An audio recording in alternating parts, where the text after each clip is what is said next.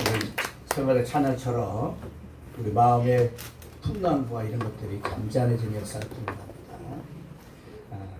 오늘 처음부터 찬송을 제가 수요일 걸 불러가지고 그쵸?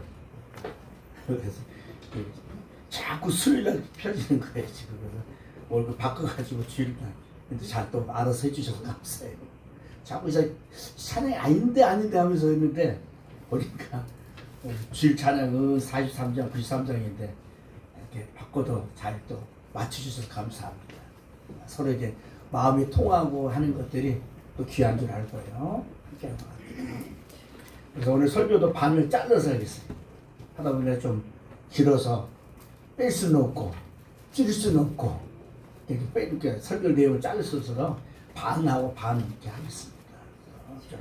또 이후에 또 시간도 있기 때문에 자, 우리 지켜보는 분이 참 많습니다. 요즘은요. 우리가 한번 시내를 어디 돌아다니면 하루에 거의 한 200번 정도 이 CCTV에 비춰진다는 거예요. 웬만한 범죄를 해도 다 이제는 잡히게 돼 있습니다.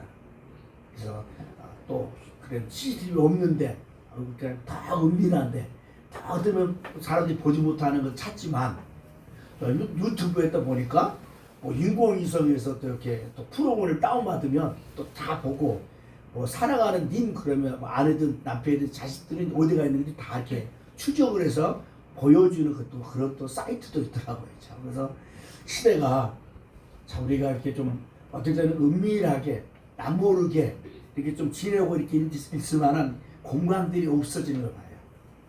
사실 가정에도 그렇지 않아요. 어르신들 같은 계신 분 계시면 밖에서 이렇게 다 보도록 이렇게 안에 가정에서도 이렇게 CCTV 달아서 뭐 혹시나 불편하시고 부모님 계시면 또 지켜보기도 하고 그래서 응급상황이 벌어지면 빨리 또 전화해가지고 또 이렇게 하기도 합니다. 그래서 일면에 좋은 면도 있고 하지만 또 이런 또 불편한 것도 있고 또 불합리한 것도 있는 것을 봅니다. 그래서 우리는 사실은 어느 눈을 피할 수는 없어요. 바로 하나님이 우리를 늘 눈동자같이 지키시고 보호하고 계신다 하는 말씀 보면 우리는 하나님의 그 눈에서 결코 피할 수는 없다 하는 것을 보면서 우리가 또 하나님의 은혜 가운데 선자되고 합니다. 그래서 과거에 그 SF 영화로 꽤 오래됐어요. 1995년도에 골든아이라는 그런 영화가 있습니다. 기회 되면 한번 보세요. 그래서 다 사람 지켜보아요. 이미 그러니까 우리가 뭐 CCTV나 이런 것들이 이렇게 일상화 되기 전에 이미 영화로서 다 먼저 이렇게 보여지는 걸 봐요.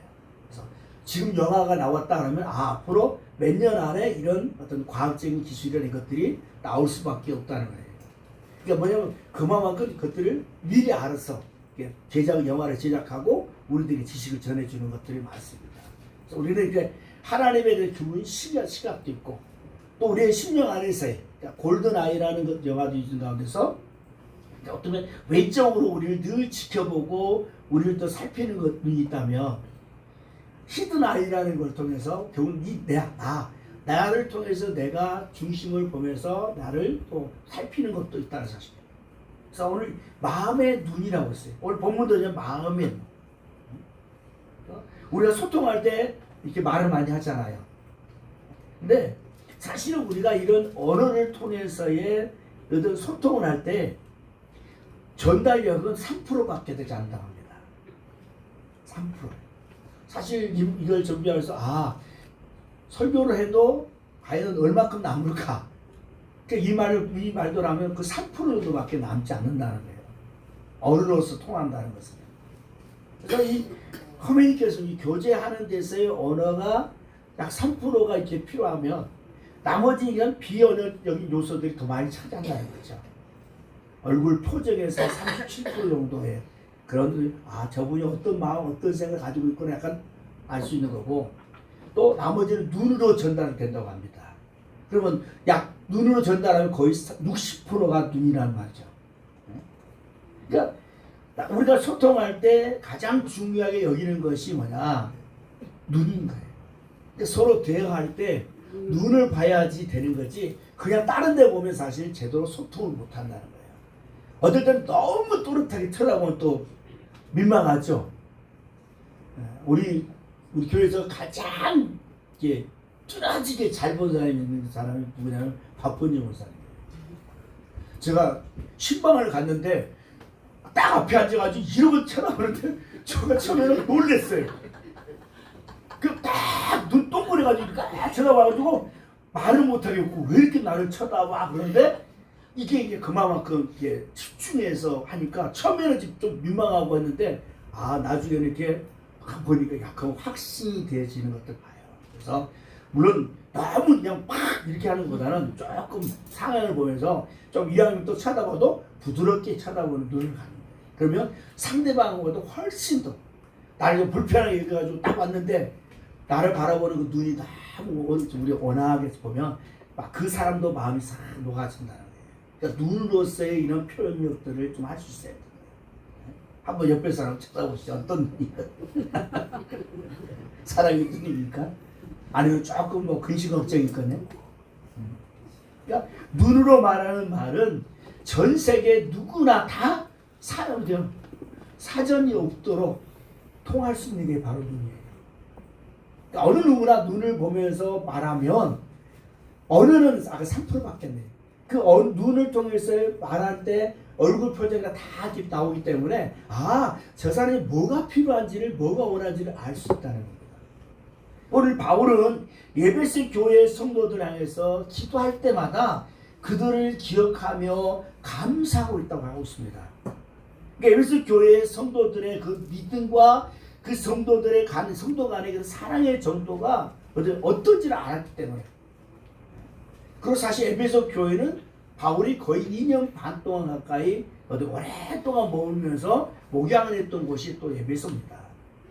사실 바울이 복음을 전할 때 교회를 한 13개 세웠는데 그러면 잠깐 어떨 때는 한 달도 아니고 막 지나가기도 했어요.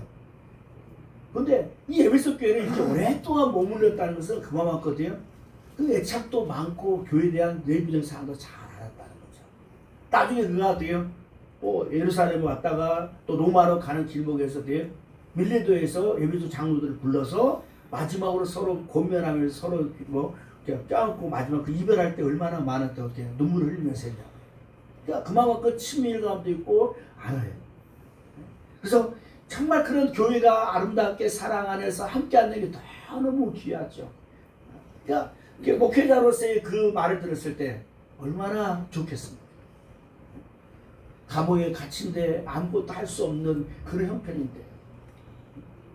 그런데 에베소 교회 성도들이 이런 모습으로 신앙생활하기 때문에 너무 기쁘고 너무 좋은 것이에요. 그러면서 18절에서 에베소 교회 성도들이 마음의 눈을 밝혀야 된다고 말하고 있습니다. 마음의 눈을 밝히다 하는 것은 마음의 눈이 열려야 한다는 말입니다. 이상하지 않아요? 앞서 바울은 에베소 교회 성도들의 그런 믿음과 사랑을 칭찬하면서 기도할 때마다 감사하다고 했잖아요. 생각해 보십시오. 마음의 눈이 열리지 않는 자들이 믿음과 사랑에 열심히 있을까요? 그렇지 않을 거잖아요. 그러니까 바울이 말하는 이 마음의 눈이나 그럼 어디에 있는 눈이냐 하는 거죠.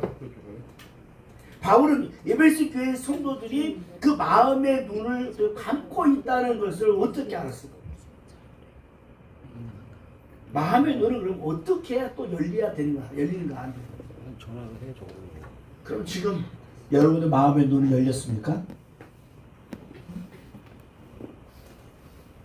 아니면 마음의 눈을 감고 있습니까? 바울이 말하는 이 마음의 눈이란 무엇을 의미하는 거냐? 신앙은 열심만으로 그 정도를 정확히 알 수 없습니다. 에베소 교회 성도들은 믿음과 사랑이 남다른 교회이면 틀림이 없습니다. 우리가 소아시아 7교회를 볼 때 에베소 교회를 나올 때는 사랑이 대단한 교회잖아요. 그 예수님의 사랑도 있고 해서 어때요? 그 진리를 지키기 위해서 대단히 애쓴 교회 중 하나예요. 근데 이 진리를 너무 강하게 하다 보니까 결국은 처음 사랑을 잃어버렸다 할 정도까지. 그러니까 사랑 있는 교회였는데 그 사랑이 애국되는 그 모습이었다는 것이죠. 그러니까 이런 나도 열심히 있는 그런 또 사랑이 있는 교회였는데 이들이 놓치고 있는 것이 있다 하는 것입니다. 바로 그들은 신앙의 본질을 놓치고 열심만 가지고 신앙생활을 하는 것을 잘하는 줄 알고 있었어요. 신앙의 본질은 뭐냐? 하나님은 누구며 특별히 교회가 무엇인지 교회의 본질에 대한 눈이 열리지 않았다는 겁니다. 사실 오늘 이 말씀은 오늘 우리 현실에 있는 이런 성도들의 그런 믿음의 모습을 볼 수 있어요. 우리가 코로나19를 지나면서 지금 교회의 상이 다 많이 무너졌어요. 교회에 대한 교회의 본질이 뭔가에서 많이 무너졌다. 또 많이 또 흐트러졌어요, 사실. 오늘 그러니까 이 에베소 교회에서의 그런 바울이 진단하는 것처럼에 오늘날 우리 한국 교회 아니 뭐 내가 교회에 대한 이런 본질적인 것들을 놓친 것들이 있다는 것입니다. 교회를 바라보는 눈, 교회에 대한 바른 이해가 부족해졌다는 것입니다. 결과적으로 교회를 섬기는 근본적인 자세는 그죠? 흐트러진 거예요. 오늘 보면 꼭 교회 가서 뭐 예배 드려야 되냐? 뭐 꼭 교회 뭐 해야 되느냐? 교회가 꼭 필요하냐? 건물로서 교회가 이런 이야기들이 종종 있어요.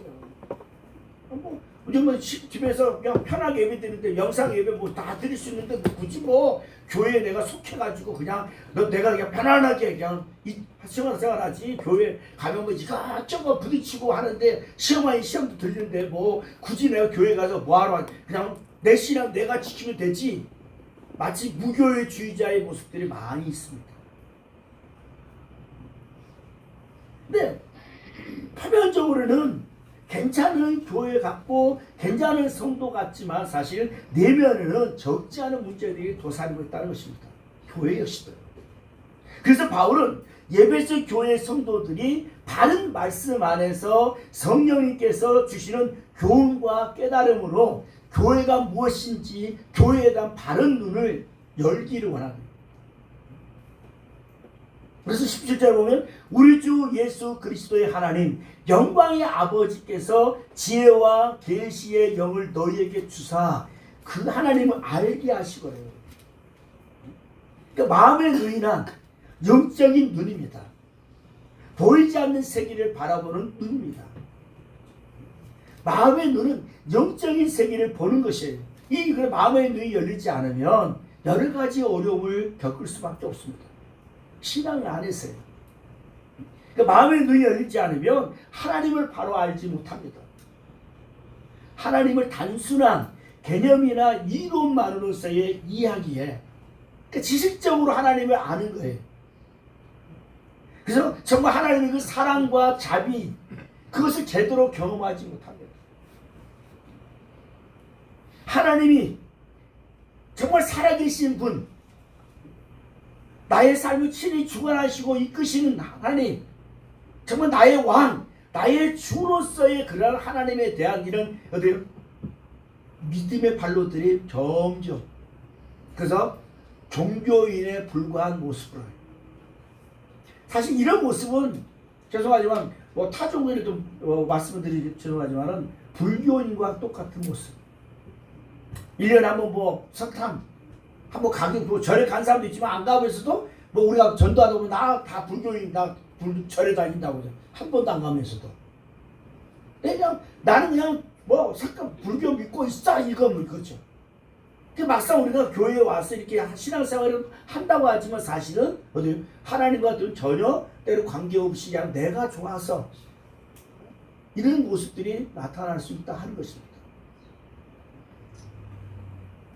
그러니까 교리적으로만 지식적으로만 우리 신앙을 가지려 하니까 생명력을 잃어버린 것입니다. 형식적이 되어버린 거예요. 의무감 속에서의 신앙을 하고 있다는 것입니다. 하나님의 사랑과 자비를 직접 경험하지 못하기 때문에 신앙생활에 대해서 진정한 위로와 기쁨을 찾기 어렵습니다. 하나님과 깊은 관계를 맺지 못하고 단지 이런 종교적 의무를 수행하는 것처럼 그렇게 하다 보니까 열심히 있는 것처럼 보이지만 그 안에는 기쁨이 없는 것입니다. 그러니까 헌신과 봉사하는 가운데서의 기쁨. 정말 나를 그래도 이곳에 또 이렇게 또 이 모양으로 사용해 주심에 그런 감사하는 모습들이 사라집니다. 의무감을 통해서 하나님을 제대로 알지 못하면 영적으로 성장하기 어렵고 삶의 모든 영역에서의 하나님의 뜻을 분별하기가 어렵습니다. 그래서 마음의 눈이 열리지 않으면 그리스도와 교회의 관계를 왜곡합니다. 그리스도와 교회의 관계를 단순히 그냥 종교적 기관으로만 생각하기에 진정한 소속감이나 유대감을 느끼지 못합니다.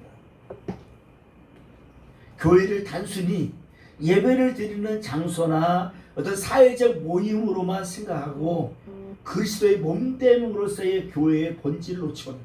그래서 그리스도는 교회의 몸이라고 말한 거잖아요. 결론적으로. 그러니까 개인의 구원만 강조하고 교회 공동체의 그런 중요성을 대수롭게 여기지 않아요. 그래서 되면 다른 성도들과의 유대감을 형성하기 어렵습니다. 개인 구원은 맞습니다.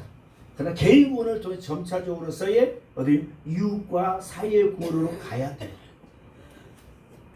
근데 요즘에 이제 노잔 대회가 있습니다.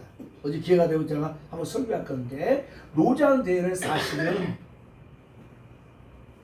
비복음적 요소들이 많이 들어가 있습니다. 의미는 괜찮아요. 뭐 세계 선교를 위해서의 뭐 한다고 하지만 그 선교 대회를 하는 데 있어서는 많은 타 종교까지 다 인정해 주고 있고, 이제 그 가운데는 WCC하고 관계가 되어졌습니다. 나중에 아시겠지만 WCC가 기도하는 기도문이 있어요. 그걸 보면 사실은 놀랄 정도예요. 그러니까 우리가 복음으로 한다고 하지만 그냥 한 100개가 있으면 99개는 맞을 수 있어요. 99가 뭐 맞는데 하나나 둘이 달라진다고 했다는 거예요. 이것들이 결국은 나중에는 점차적인 누룩이 되어져서 결국은 그리스도를 배도하는 그런 모습으로 간다는 것이 두려운 거예요, 사실. 전도, 세계 선교를 위해서의. 근데 로잔대의 주 모습은 사회적 구원을 말합니다. 그러니까 우리는 개인 구원을 통해서 점진적으로 사회 구원을 간다면, WCC나 노잔대회 이거 복음주의는 사회 구원 속에서의 개인 구원을 가기 때문에 차원이 좀 생각이 달라요. 그래서 사회 구원을 하기 위해서는 모든 종교를 하나가 되어져야 하는 이런 고통에서의 시작되죠. 그러니까 뭐 WCC 에큐메니컬 세계 복음주의 뭐 교회 일치 운동이라지만 그러면 돼요.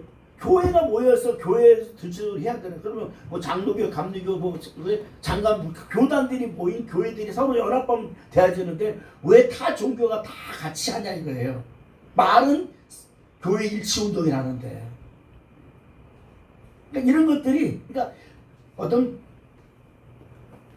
구호나 어떤 목적을 가지고 할 때 타이틀을 딱 하지만 그 안에서 그런 진행되는 것들이 어떤 비복음적인 것들이 들어가 있는 것이 굉장히 중요해요. 그러다 보니까 동성애자들도 같이 하고 다 합니다. 그런 관계, 노잔 대회나 이쪽 안에서.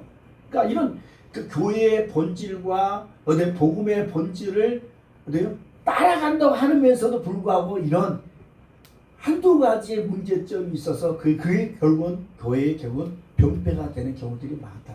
그러니까 에베소 교회가 바로 이런 모습이에요. 교회가 건전하고 잘했지만 그러나 그 교회의 본질을 놓치다 보니까 사랑을 잃어버리니까 서로 간의 성도들 보면서 야 저기 진리에 바로 섰냐 하고 그러니까 초대교회 고난이 닥치고 핍박이 올 때 그런 모습들이 많았다고. 그래서 결국은 이런 사랑을 잃어버린 모습이다. 교회의 본질을 놓쳐버렸다는 것입니다. 그래서 교회 안에서 발생하는 갈등이나 상처로 인해서 교회에 대한 부정적인 그런 감정을 갖게 되고 교회 공동체에 대해서 소외감을 느끼고 결국에요. 저는 나 혼자 써야지 뭐. 굳이 이렇게 되어진다는 것입니다. 또 이 마음의 눈이 열리지 않으면 영적인 성장의 정체성을 잃어버립니다. 하나님의 말씀을 제대로 이해하지 못하고 영적인 성장을 위한 길을 잃어버립니다. 하나님의 말씀은 우리의 신앙생활을 인도하는 단체판입니다. 말씀을 제대로 이해하지 못하면 영적인 방향을 잃고 헤매게 됩니다. 영적인 성장은 바로 하나님의 말씀을 통해서 영향을 공급받는, 그래서 어떤 분은 신약, 구약이라 하잖아요. 약. 그래서 우리는 양약을 잘 먹어야 된다고 하지 않습니까? 참 의미가 있는 것 같아요. 구약도 잘 먹어야 돼요. 그러니까 왜냐면 구약, 창세기부터 말하기까지 이 구약을 잘 먹어야지 신약을 또 해서 잘 적용하면서 나가요. 신약을 또 잘 먹기 위해서는 또 구약을 또 잘 알아야 될 필요도 있는 거예요. 양약을 잘 먹어야지 신앙이 건전하게 성장할 수 있다 하는 것입니다. 그러니까 이 말씀은 우리를 변화시키는 강력한 능력, 힘이 되지 않습니까? 우리가 은혜 받고 우리의 심령을 새롭게 되는 게 뭐겠습니까? 말씀이잖아요. 목사가 지금 설교하는 것도 하나님의 말씀을 풀어서 그 말씀을 잘 이해하게 하는 거잖아요. 어떤 분은 로고스, 레마로 말하고 그러는데 저는 개인적으로 볼 때는 로고스도 끝나야지 레마는 말씀은 말씀대로 임해야 되지. 그 말씀이 내게 와서 레마가 돼가지고 뭐 감동이 되고, 물론 의미적으로 맞지만 로고스 말씀이하고 레마 말씀 따로따로가 아니라 말씀은 하나예요. 목사가 설교를 해서 할 때 이게 풀어서 하는 것도 하나님의 말씀으로서 받아들여야지. 아, 저건 뭐 내마고 저건, 그러면 어떻게 해요? 또 성경을 이해하는 데도 그 말입니다. 성경에도 하나님의 말씀이 있고 사람의 말이 있다는 거예요. 그래서 구분을 해요. 사람의 말일지라도 그것은 하나님이 그것을 어때요? 받아서 우리에게 전하는 거잖아요. 성경은 다 하나님의 말씀이지 하나님의 말씀 따로 사람의 말씀 따로가 아닙니다. 이런 것들이 오늘날 지금 팽배되고 있어요. 교회에 대한 것도 그렇고 하나님의 말씀에 대한 이런, 그러니까 들어보면 맞는 말 같잖아요. 틀린 말 같지 않아요. 근데 이게 결국은 이 작은 씨가 뿌려져서 결국 눈처럼 돼서 결국 성경을 부인하게 됩니다. 그래서 예수님이 바다 위를 걸으셨다고 하잖아요. 그러면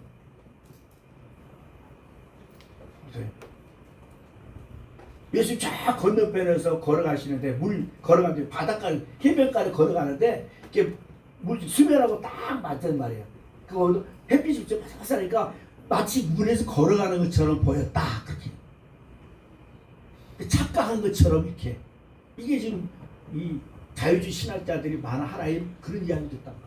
그러니까 신학적 요소하고 그걸 다 구분해가지고 성경을 딱 칼로 난도한 것처럼 다 잘라요. 그래서 오로지 하나님 말씀만 이거고 나머지는 다 이런 부분들이 서서히 대두되고 있다는 사실입니다. 말씀을 통해서 우리가 죄를 극복하고 새로운 삶을 열어가는 길인데, 말씀을 제대로 이해하지 못하면 변화의 동력을 잃어버리고 현실에 안주하게 됩니다. 하나님 말씀은 단순한 지식이 아니라 우리 삶을 변화시키는 살아있는 능력입니다. 그래서 히브리서 4장 12절에 하나님 말씀 활력이 있다고 하는 거잖아요. 활력은 뭐예요? 힘이 있다는 거지 않습니까? 이날 선전할 때 활력, 그때 남자가 확 이러잖아요. 그러니까 막 근육상 이렇게 하는 것처럼 이런 능력이 있다는 거예요. 하나님 말씀은. 하나님 말씀을 들었을 때에 그 어거스틴 그렇게 방탕아가 예수 만나서 결국 때요 위대한 성자의 거부가 되지 않습니까? 우리는 그런 역사들 얼마나 많습니까? 우리나라 김익도 목사라고 얼마나 평양시대에 있던 깡패니요 깡패. 애들이 울다가 야 김익도 온다라고 그냥 애들이 울음을 끊을 정도의 그런 깡패니요 깡패가 하나님 만나고 나서 완전히 뒤집어서 목사가 되는 것들이에요. 우리 주변에 이런 말 많이 있습니다. 과거에 이렇게 마카파 같은 유영철이나 극도의 살인자들이 예수님 만나가지고 그 현장에 있어도 사라지는데 정말 찬송을 부르면서 그리고 자신들이 자기가 어떤 그 살인하고 해서 그 유가족들에게서 정말 참회의 편지를 하면서 하는 것들, 내가 이런 지혜를 보면 내가 무엇으로 그 갚겠냐 하면서 이런 정말 참회의 그런 편지를 보내는 이것들 어떻게 해요? 하나님 만나의 그 말씀 앞에 구걸하십니까? 이게 하나님의 말씀의 능력이고 이게 하나님의 능력인 것입니다. 이 또 말씀을 통해서 우리가 친밀감을 갖고 서로 간에 사랑 안에 살아야 될 수 있지 않습니까? 마음의 눈이 열리지 않으면 교회 생활에서 이런 갈등과 이런 시험이 따라가지 않습니다. 다른 성도들과의 관계에서 갈등이 생기고 신앙생활에 대한 회의감이 느껴져요. 각자 사실 다른 배경에서 가치관이 같은 사람들이 모여 살다 보니 모이다 보니까 돼요. 서로 다른 점을 인정하지 못하면 갈등이 생겨요. 우리는 다 모두 죄인이지 않습니까? 그래서 완벽할 수 없고요. 실수할 수밖에 없습니다. 이런 실수의 그들이 관계를 사실 망치고 갈등을 유발합니다. 사탄은 교회의 공동체를 파괴하고 성도들 넘어뜨리는 데 있어서의 정말 잠도 안 자고 노력하고 합니다. 어떤 때는 잠자리에 들어가서 꿈에서도 역사해요. 교회를 이상적인 공동체로 생각하고 현실과의 차이에서 이런 실망과 회의감을 느낄 때가 많습니다. 교회 생활에서는 어쩔 수 없이 사실은 이런 고통과 시험이 있을 수밖에 없습니다. 사회도 다 개인적 이익을 통해서 만나잖아요. 근데 그 안에도 갈등이 있지 않습니까? 교회는 사실은 어때요? 개인의 이익이 아니잖아요. 보편적으로 보면. 또 각자의 그런 생활과 각자의 다 다른 게 있기 때문에 어디 교회처럼 다양한 지도 없잖아요. 그래도 사회 직장 같은 그래도 좀 나름대로 어디 학벌로도 따져도 다 다른 나름대로 또 클래스 이런 거 모이잖아요. 거기서 다 모습들이 비슷한 사람들 모여서 직장 생활하고 다 하잖아요. 근데 교회는 천차만별이지 않습니까? 있는 사람, 없는 사람, 각양의 사람이잖아요. 배운 사람, 못 배운 사람. 지금이야 배우의 공통적이라면 지금 사실은 그렇지 않잖아요. 그러니까 여러 다양한 각양의 가치들이 모였기 때문에 그래도 어떤 생각이 좀 더 고상할 수도 있고 나갈 수 있는 사람, 앞서 나갈 수 있는 사람이고 늘 어떤 또 마다 그 자리에 있는 사람도 있단 말이에요. 완벽한 사람들로 이루어진 공동체는 없습니다. 하지만 이러한 어려움 속에서도 신앙을 지키고 성장할 수가 있습니다. 이 마음의 눈을 여는 것은 단순히 인간의 노력만 내가 그렇게 한다고 해서 이루어지는 것이 아니라 성령님의 역사가 필요합니다. 우리도 그래서 성령의 은혜를 구하는 자가 돼야 합니다. 성령님은 우리에게 지혜와 계시를 주사 하나님의 비밀을 밝히시고 보이지 않는 영적 세계를 보게 하십니다. 마음의 눈은 성령님이 열어주셔요. 그래서 17절 18절 말씀을 우리 주 예수 그리스도의 하나님 영광의 아버지께서 지혜와 계시의 영을 주사 너에게 주사. 지혜와 계시의 영이 누굽니까? 성령님이잖아요. 그러니까 성령님을 통해서 우리에게 지혜와 계시를 알게 하신다는 거예요. 그래서 어때요? 하나님을 알게 하시고 너희 마음의 눈을 밝히사 넌 우리의 마음을 열게 하셔서 하나님에게는 부르심의 소망이 무엇이며 성도 안에서 그 기업 하나님이 우리를 기업으로 삼아주시는 그 영광의 풍성함이 무엇인지 하나님의 자녀됨으로서의 하나님의 영광 그 영생의 축복 하나님의 천국에 대한 그런 영광을 우리에게 알게 하신다고요. 그래서 성경은 성령님의 감동으로 기록된 하나님의 말씀이라는 겁니다. 아까처럼 하나님의 말씀 이 사람의 말이 있는 것이 아니라 성경은 모두가 다 성령의 감동을 통해서 주시는 거예요. 그렇게 따지면 할례에도 사실은 하나님이 제정하신 것이지만 사실 이미 할례 행하기 전에 이미 보면 한 번 한 법정 이름 보면 할례가 행해진 거 나와요. 뭐 세례 같은 경우도 그런 일례적인 것도 있어요. 다 세상적인 있다고. 근데 그걸 하나님이 우리에게 가져오셔서 그것을 의미와 가치를 부여하는 가운데서에 우리에게 주신 거예요. 그래서 말씀을 통해서 그리스도를 알고 교회를 알도록 눈을 열게 하시는 겁니다. 성령을 통해서 마음의 눈, 즉 영안이 열리면 우리가 세상을 향해서의 하나님의 관점을 봐요. 믿음으로 바라보는 거잖아요.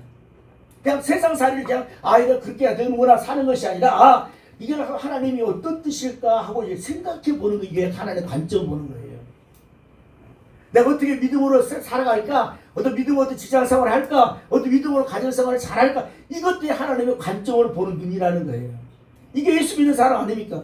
전혀 그런 생각도 없이 그냥 교회 하면 교회 가정 직장에 아무 생각 없이 다른 체험병들로 다닌다면 이거는 사실은 믿음의 사람이 아니죠.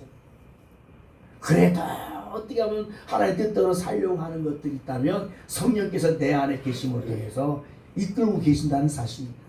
그러니까 신앙에 대한 전혀 관심도 없이 생각도 없이 그냥 살아간다면 좀 내가 다시 한번 점검을 해서 우리가 이런 병이 걸렸다면 다시 치유해야 돼요.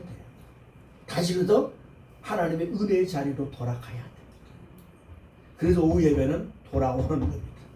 하나님께 돌아가야 돼요. 말씀 앞으로 돌아가야죠. 그래서 겸손하게 내 생각 다 내려놓고 전적으로 하나님의 말씀이라고 받아들이면 내가 읽고 들어야 되는 거예요. 그래서 시편 119편 18절 말씀 보면 내 눈을 열어서 주의 율법에서 놀라운 것을 보게 하소서라고 고백합니다.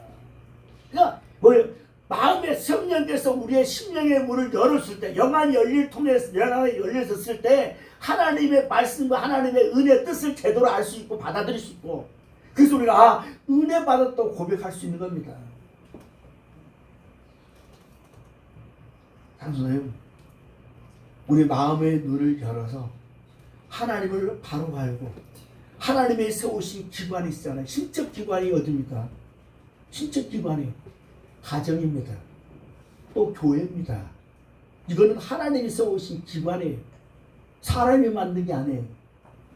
그래서 하나님의 뜻을 제대로 알아야지 가정생활도 제대로 할 수 있는 것이고 교회생활도 신앙생활도 제대로 할 수 있는 거예요. 하나님 없이는 가정생활이나 이 신앙생활을 어떻게 할 수가 없는 거예요. 더더욱이나요. 오늘 이 가정과 이 삶에서 이 일이 뭡니까? 결국 하나님을 떠나버리니까, 하나님을 모르고 살아가니까 이 문제가 생기지. 하나님을 제대로 알면 어때요? 우리 삶에 달라지는 것입니다. 오늘도 하나님 내 안에 계시고 성령께서 내 이 마음, 이 영안을 열어주셔서 하나님을 제대로 알고 하나님 뜻 가운데 바로 설 수 있는 은혜로서의 세워지도록, 단순한 내가 열심이 아닌 하나님이 기뻐하시는 하나님의 은혜 안에서 나를 이렇게 들어서 사용하시고 있다는 이 믿음 안에서의 주 앞에 온전히 드려지는 역사를 원합니다. 그래서 교회 생활도 새롭게 하는 모습으로서 다음 주는 교회 관계들 속에서의 함께 말씀을 나누기 원합니다. 그래서 먼저 오늘 하나님의 성령 안에서 내 안에 계심으로 이 마음의 문, 심령의 문을 열어서 하나님의 은혜를 알고 하나님 뜻을 깨닫는 가운데서의 내 신앙이 바로 선 가운데서의 하나님 허락하신 이 교회의 공동체를 잘 이루어가는 은혜가 있어지기를 주님으로 축원합니다. 기도해주셔서 하나님 감사합니다.